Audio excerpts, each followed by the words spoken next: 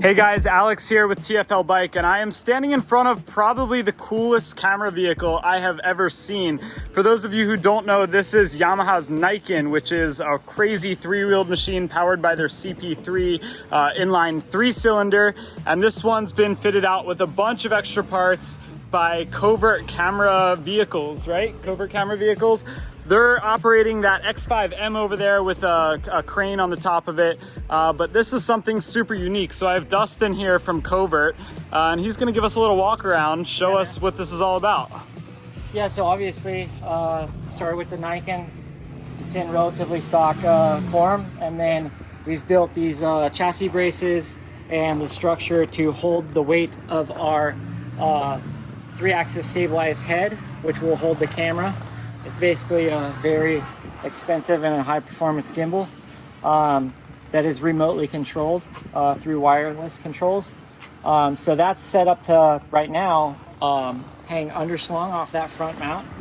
And then, so the camera would be kind of sitting under here? So that same head that's on our crane on the car, yep, hangs off of here, off of this plate, which puts lens height in this area here. It's slightly adjustable with this post. We can slide the post up and down to change lens height. And then what you see on the back of the bike is some more structure built. Obviously, to run that type of equipment, we need batteries. So two 24-volt batteries can fit. They're like a small suitcase-sized batteries that fit in this box, which also is some counterweight for all the weight off the front of the bike. So we do have some electric camera bikes, two-wheeled motorcycles that we use, have been using for many years. But when the Niken came out, we just thought that all the added stability of the front end of the Niken could possibly make our tracking vehicle that much more stable and that much more easy to ride, successful in all sorts of shots. So we did some testing with this earlier this week on this track, actually, with the head on the bike, and I was pretty stoked, actually. It's pretty exciting to be able to ride that much extra weight on a motorcycle at that pace and feel confident in the front end and even just overall in the chassis flex.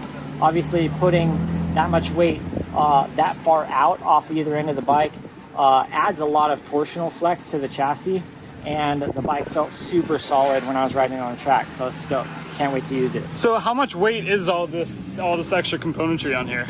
Usually by the time we're loaded with head, camera, batteries, we're looking 100 to 125 pounds minimum, and then that can go up depending on camera package. Okay, and then what's the reason for using a motorcycle in general, regardless of the fact that it has three wheels, over something like that X5M over there? Well, cool factor, motorcycles are cool, right? But the biggest thing is just the amount of space they take up. Believe it or not, we work hand in hand with the cars on tons of jobs.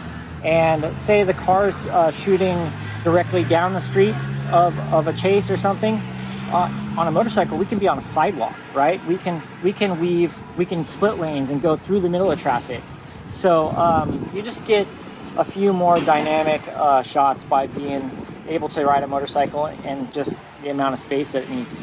So have you used this yet, or is this still kind of a prototype in testing? So we're still testing it. We haven't used it on an actual job, but after riding a couple days ago on this track, I have no doubt in my mind it will be working very soon. We're pretty confident in it and excited actually to get it out there. Nice, I'm excited to see it. Now, that's your X5M over there, and how many people do you have in that vehicle when you're filming with it?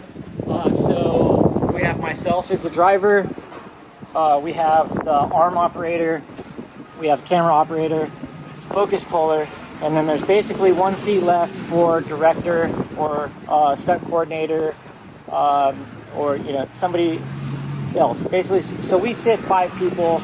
5-man crew, basically, at all times. The crane operator sits in the far back of the car, so that leaves the passenger seat for the focus puller.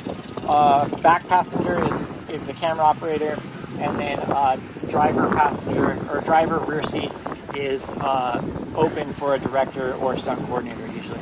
Cool. Now with this, how do you solve all those issues? Because I'm assuming it's kind of the same setup where you have someone pulling focus and someone else controlling zooms. So the awesome thing about the car is it's completely self-contained.